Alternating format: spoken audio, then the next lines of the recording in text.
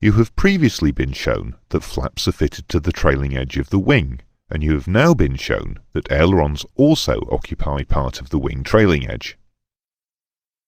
The resulting reduction in flap area reduces the efficiency of the flaps. On large, modern, high-speed jet transport aircraft, this reduction in flap area is a significant disadvantage, so design changes have been made to make the ailerons also work as flaps. Hence the name flaperons.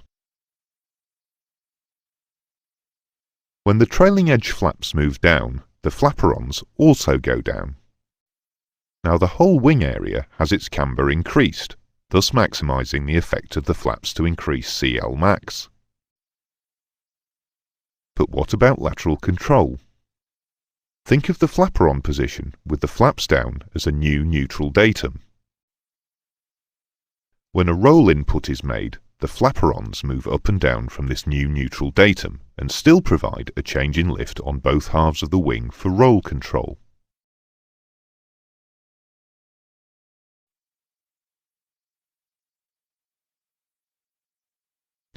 Spoilers are usually fitted to large, modern, high-speed jet transport aircraft to help the ailerons with roll control. Spoilers are movable panels on the top of the wing. They are hinged at their forward edge and activated hydraulically.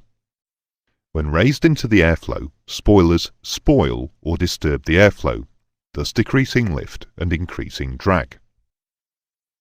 Roll spoilers are activated by the control wheel and move up on the side with an upgoing aileron, proportional to aileron displacement.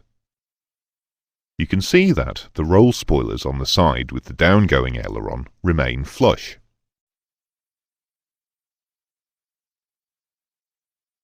Even with the flaps up, the roll spoilers continue to assist the ailerons with roll control. Roll spoilers have several advantages over ailerons.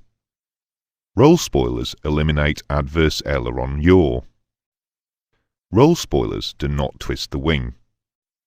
Roll spoilers do not develop flutter. Roll spoilers do not take up space on the trailing edge, leaving it usable for flaps. Because spoilers work by reducing lift, their use will always result in a net loss of lift on the wing. This is not normally a significant disadvantage.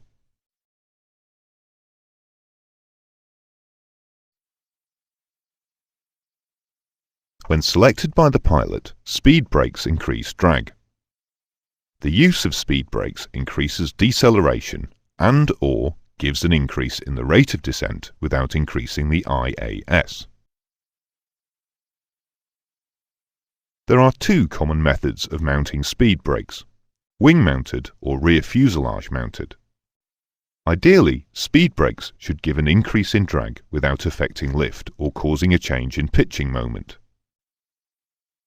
Fuselage-mounted air brakes are best suited to do this, but are only occasionally used on civilian transport aircraft. Modern high-speed jet transport aircraft usually use the spoiler surfaces on the wing as speed brakes.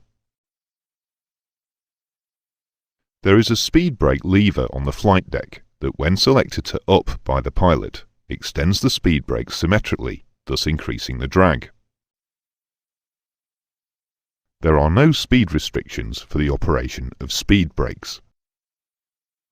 However, the design of the hydraulic operating system does give a blowback facility.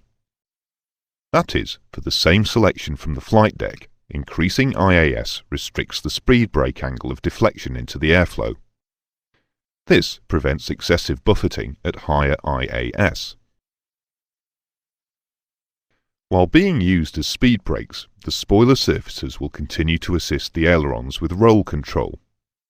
To illustrate this, we will pull partial speed brakes. Now, when a roll input is made, the spoiler surfaces will move up or down about the datum of the speed brake selection. In flight, the maximum angle to which the speed brakes can deploy is restricted to prevent excessive loss of lift and excessive buffeting. But as soon as the aircraft touches down, there is a need to remove as much lift from the wing as possible so that the wheel brakes will have maximum effectiveness.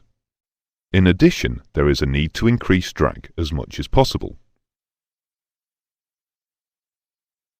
After touchdown, the air-ground logic system senses the aircraft is on the ground and removes the restriction on speed brake angle.